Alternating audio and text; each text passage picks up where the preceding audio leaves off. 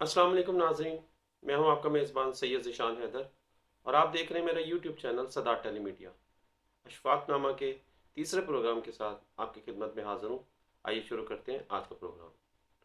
नाज़रीन, जैसा कि आप में से अक्सर लोग जानते होंगे कि अशफाक अहमद साहब पाकिस्तान के इन चंद खुशनसीब असातिज़ा में से एक है जिन्होंने बाहर के मुल्क में जाकर पाकिस्तान और दीन इस्लाम की नुमाइंदगी की है और स्कूल और कॉलेजेस में तालब इल्मों को अपने इल्म के समुंदर से सैराब किया है। इशफाक अहमद साहब का नाम इसलिए ज़्यादा ख़ास है कि उन्होंने गैर मुस्लिमों के मुल्क में जाकर मुस्लिम और गैर मुस्लिम दोनों के बच्चों को इस्लामी तालीमात से आगाह किया है। अशफाक अहमद साहब अक्सर औक़ात अपनी इस खुशकिस्मती पर खुदा का शुक्र अदा करते हुए नजर आते थे।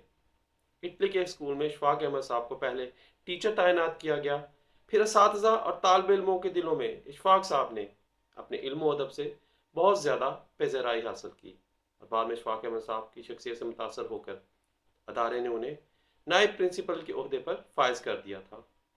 इटली के असातिज़ा तो असातिज़ा बेशुमार स्टूडेंट्स भी इशफाक अहमद साहब के तरीक़े तदरीस से बहुत ज़्यादा मुतासर थे। इशफाक अहमद साहब फरमाते हैं कि मैंने जितना अरसा इटली में गुजारा, ये वाक़या मेरी ज़िंदगी के चंद एक इंतहाई अहम वाक़यात में से एक है और मेरे दिल के बहुत करीबी, क्योंकि ये वाक़या इंतहाई सबक आमोज़ और दिल खराश है। वो कहते हैं, एक दफ़ा जुमे का दिन था। उस दिन प्रिंसिपल साहब की छुट्टी थी और नायब प्रिंसिपल यानी कि इशफाक साहब पूरे स्कूल के इंचार्ज और कंट्रोलर थे। रियाजी का पीरियड था कि एक स्टूडेंट ज़ोर ज़ोर से रोने लगा। टीचर ने पढ़ाना छोड़ा और जल्दी से उसके पास जब पहुंचा तो बड़ी बेनरमी से दरियाफ्त किया, क्या बात है बेटा, क्यों रो रहे हो? तो उसने सिसकियां लेकर जवाब दिया, मेरे फीस के पैसे चोरी हो गए सर, बैग में रखे हुए थे, किसी ने निकाल लिए हैं। टीचर ने एक लड़के को इशारा करते हुए कहा, कमरे के दरवाजे बंद कर दो, कोई लड़का बाहर ना जाए, सबकी तलाशी होगी।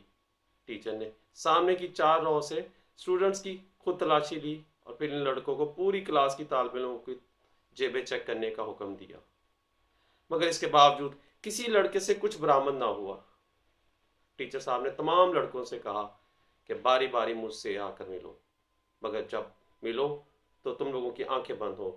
शायद इस तरीके से वो लड़कों के दिल की घबराहट चेक करना चाह रहा था, मगर फिर भी कोई फायदा ना हुआ।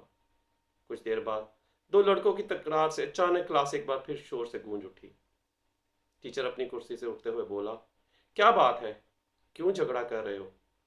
तो तलाशी लेने वाला तालिब इल्म बोला कि सर, ये लड़का अपने बैग की तलाशी नहीं लेने दे रहा। ये उस्ताद इंतहाई गुस्से के आलम में बोला कि पैसे इसी ने चुराए हैं, इसीलिए ये तलाशी नहीं दे रहा। ये लड़का कांपते हुए बोला, नहीं सर, मैं चोर नहीं हूँ। तो टीचर बोला, फिर अपने बैग की तलाशी लेने दो।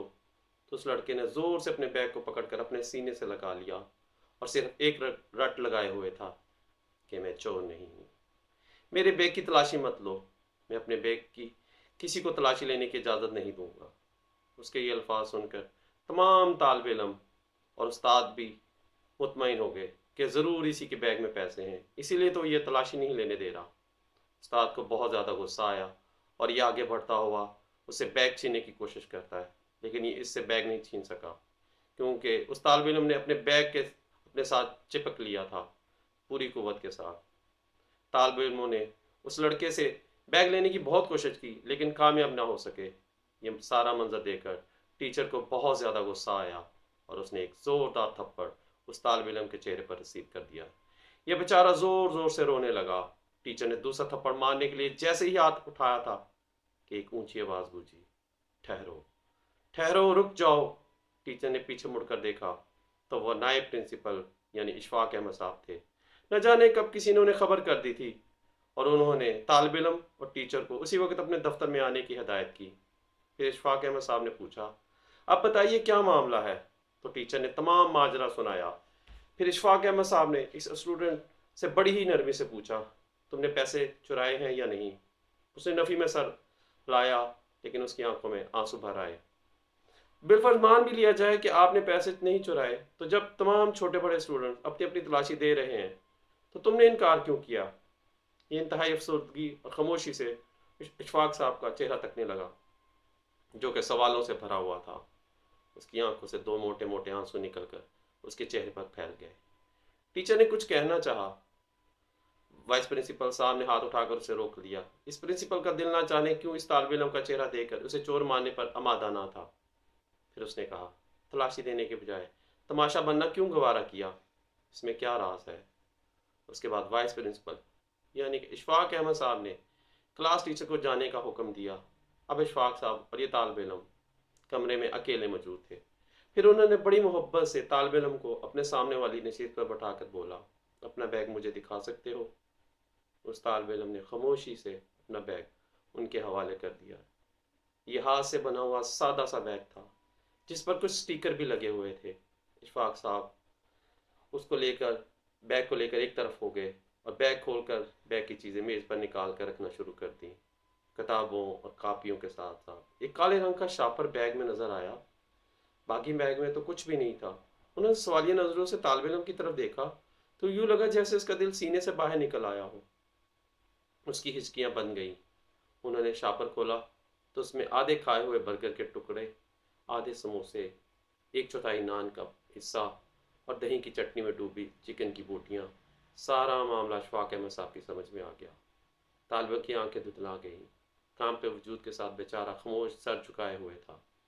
इशफाक अहमद साहब उठे और रोते हुए उसे अपने गले से लगा लिया और फिर दोनों मिलकर खूब रोए। रोते हुए तालिब इल्म ने प्रिंसिपल को बताया कि मैंने घर में सबसे बड़ा हूँ, मेरे 5 बहन भाई मुझसे छोटे हैं, वाला साहब का इंतकाल हो चुका है और ये काफ़ी अरसे तक बीमार रहे। हमारे पास जितनी भी जमा पूंजी थी वो उनके इलाज पर लग गए, लेकिन उन्हें ना बचा सके और घर में कोई और कफील भी नहीं है। अम्मी पास के 2 घरों में काम करती है, खाना इतना नहीं होता कि रोज़ाना पेट भर कर खाया जा सके। इशफाक अहमद साहब कहते हैं कि मैं खुद पर काबू ना रख सका और मेरी हिचकी बच गई। हम अक्सर भूखे सोते हैं। कल शाम सिर्फ मेरे छोटे बहन भाइयों ने खाना खाया, मैंने और अम्मी ने कुछ नहीं खाया। मैं सुबह कुछ खाए बगैर ही स्कूल आ रहा था और मैं भूख से तकरीबन नढाल हो चुका था, हत्ता कि मुझसे चला फिरना भी मुश्किल हो रहा था। मारे भूखे मेरा सारा जिस्म, खास कर मेरी टांगे, चलने से कासर थी। एक टिक्का कबाब के रेस्टोरेंट के आगे से गुजरा तो कचरे में कुछ नान के टुकड़े और आधा एक खाया नान और एक चिकन पीस पड़ा देखा तो बेख्तियार उठाकर खा लिया। करीबी नल से पानी पीकर खुदा का शुक्र अदा किया और ऐसा एक मरतबा नहीं कई मरतबा हुआ। और आज ब्रेक में मैं उसी के थड़े पर बैठा पेट का दोजक भर रहा था कि रेस्टोरेंट का मैनेजर आ गया और उसने मुझे देखा तो नदीदों की तरह नान और कबाब के टुकड़े खाता देखकर हैरान हो गया। फिर सारी बात उसकी समझ में आ गई। वापस गया और रात का बचा हुआ खाना पैक करके ला कर दिया। वो मैं इस काले शापर में डालकर स्कूल ले आया कि शाम को अपने घर लेकर जाऊंगा और मेरे छोटे छोटे बहन भाई और मेरी माँ बेचारी भूखी होगी, वो ये खा लेगी। फिर इशफाक साहब ने उस तालिब इल्म को रोते हुए चुप कराया और तसल्ली से बैठकर गुफ्तगू करने लगे। तो उसने कहा कि रेस्टोरेंट का मैनेजर एक नेक और हमदर्द इंसान साबित हुआ। मैंने उसे अपने हालात सच सच बता दिए और उसे बहुत तरस आया मुझ पर। मैंने उससे कहा मुलाजमत पर रख लें, मैं रोज़ाना फारिग होकर यहाँ आ जाया करूँगा। लेकिन उसने कहा नहीं बेटा, तुम पढ़ो। अब वो हमारे घर खाना भी भेजेगा और ग्राहकों का बचा हुआ खाना वगैरह जो बच जाया करेगा वो भी शॉपर में डालकर मेरे लिए अपनी दुकान के बाहर एक मखसूस जगह पर रखेगा, जो मैं स्कूल आते हुए उठाकर किताबों के बैग में लेकर आया करूँगा। मुझे इल्म है, मैंने कई मरतबा अपनी माँ को देखा है, लोगों का बच्चा कच्चा खाना खाते वक्त उनकी आंखों में आंसू होते हैं। बहन भाई छोटे हैं, उन्हें कुछ इल्म नहीं, वो तो एक दूसरे से छीन कर भी खा सकते हैं। इशफाक अहमद साहब फरमाते हैं, इस कहानी ने मुझे और मेरी बीवी बानो कुदसिया को तो रुला दिया। मुझे मालूम नहीं कि आपके दिल पर इस कहानी ने किस हद तक असर किया होगा, लेकिन एक बात है कि खुदा के वास्ते रहम करो, गरीबों से हमदर्दी करो, जो इस दाने के मोहताज है जो हम डस्टबिन में डाल देते हैं। हम कितने अफराद का रिज़्क जो अल्लाह ने उनके लिए पैदा किया है पैसे के बिल पर ज़ख़ीरा करके और खाने की सूरत में ज़ाया कर देते हैं।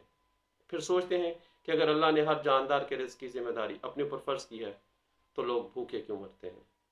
इन लोगों की भूख का जिम्मेदार मैं हूँ, आप हैं और हम सब हैं। यकीनन हम में से किसी ने कभी ना कभी सोचा होगा कि हम रोज़ाना कितना खाना ज़ाया करते हैं।